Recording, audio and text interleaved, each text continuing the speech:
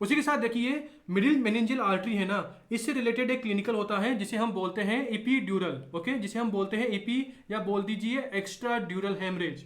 Okay, अब ये क्या होता है? अरे भाई, आपको पता होगा ना, जब भी कोई आरटीए होता है, रोड ट्रैफिक एक्सीडेंट होता है, मतलब कि किसी का कार एक्सीडेंट हो गया तो और उसको क्या हो गई, उसको हेड इंजरी हो गई।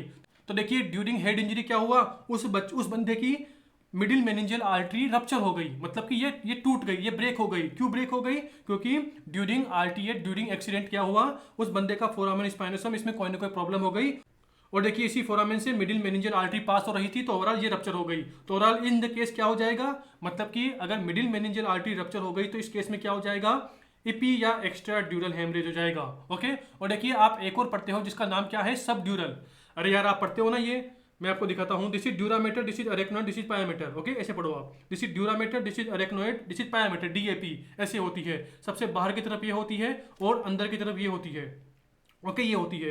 अब देखिए अगर यहाँ पर ब्लड कलेक्ट हो गया, ओके, अगर यहाँ पर ड्यूरामीटर के ऊपर की तरफ, ड्यूरामीटर के ऊपर की तरफ ब्लड कलेक्ट हो गया तो इसे क्या बोलेंगे, ड्यूरामीटर के ऊपर है तो इसे क्या बोलते हैं, this is EP ड्यूरल। Okay, EP बोल दो या एक्स्ट्रा बोल दो, क्या बोलते हैं, एक्स्ट्रा ड्यूरल हेमरेज। हेमरेज मतलब कलेक्शन ऑफ ब्लड। अगर ड्यूरामीटर के नीचे ब्लड का कलेक्शन हो रहा है तो इसे क्या बोलेंगे, इसे यहाँ पर बोलते हैं this is subdural haemorrhage. Dura mater के नीचे, ऊपर है तो एपिड्यूरल, नीचे है तो सब ड्यूरल, तो this is subdural haemorrhage. और देखिए एक और पढ़ते हो आप, अगर अरेक्नोइड मैटर के नीचे ब्लड कलेक्ट होता है तो इसे क्या बोलते हैं, सब अरेक्नोइड हेमरेज। ओके, सब अरेक्नोइड। तो देखिए ये थोड़ा ज्यादा हो जाएगा।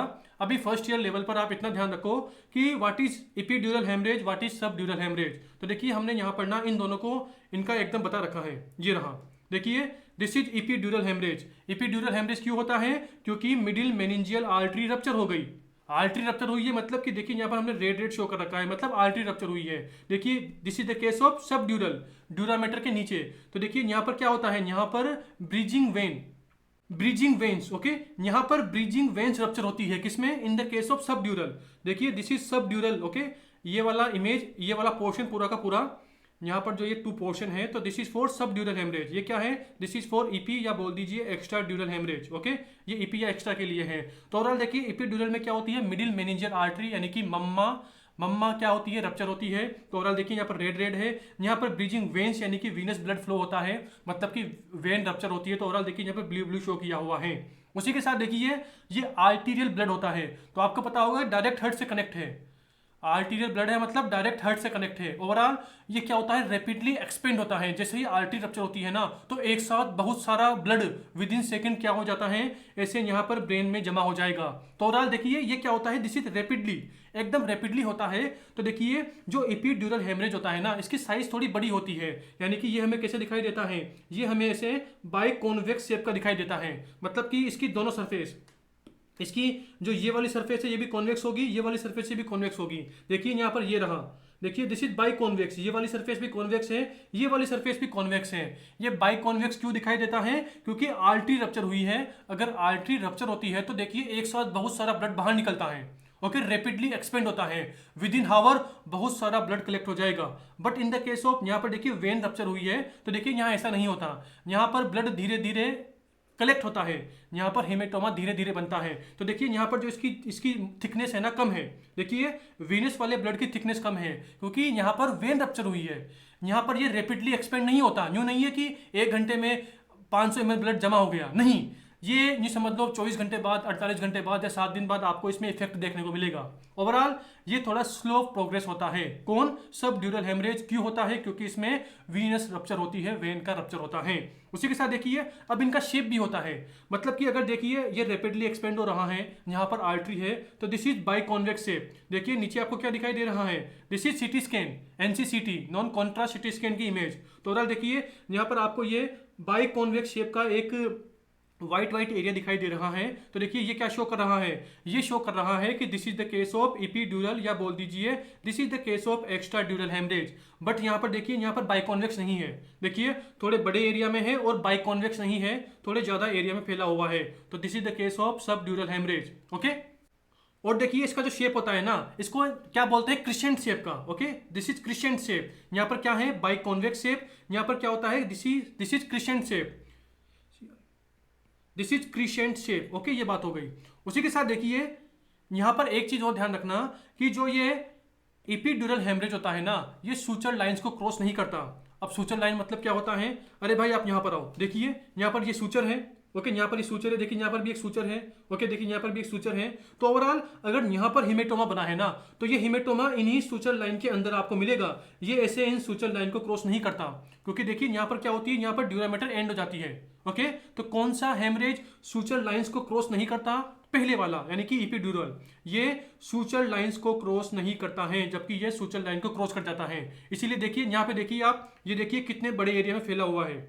जब आप इसको देखेंगे, देखिए इतने बड़े, देखिए ये वाला इतने बड़े एरिया में एक्सपेंड हो गया, ओके, मोस्ट ऑफ एरिया में एक्सपेंड हो गया। बट देखिए ये ज्यादा एरिया में एक्सपेंड नहीं हुआ है।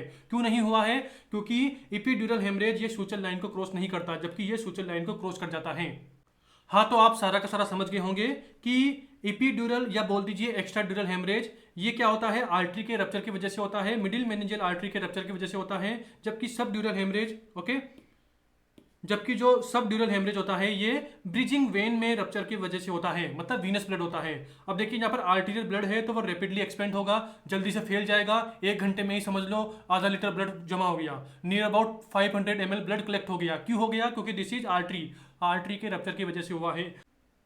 आप यूँ समझो कि देखिए यहाँ पर आर्टरी का रप्चर हुआ है, मतलब कि यूँ समझो कि विद इन हावर, आधे घंटे के अंदर, 30 मिनट के अंदर क्या हुआ? Near about 500 ml blood collect हो गया ब्रेन में, ओके। तो ओवरऑल इसका शेप क्या मिलेगा आपको? इसका शेप मिलेगा आपको बाइकॉन्वेक्स। लेकिन यहाँ पर ब्रीजिंग वेन है तो यहाँ पर स्लोली क्या होता है? ब्लड लीक होता है, ब्लड कलेक्ट होता है।